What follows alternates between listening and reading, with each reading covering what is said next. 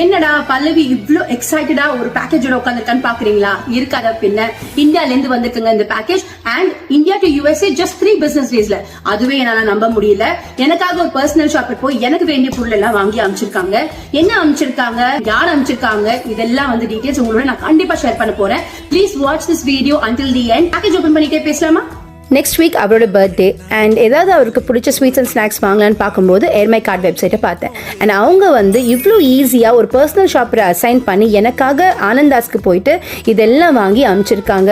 எல்லாமே பர்ஃபெக்டாக பேக் பண்ணதால எந்த லீக்கேஜும் இல்லைங்க அண்ட் முறுக்கு கூட உடையாம வந்திருக்கு. 3 business daysலயே ஷிப் ஆனதுனால இன்னும் ஸ்வீட்ஸ் சேவரிஸ் எல்லாமே ஃப்ரெஷ்ஷாவே இருக்குங்க.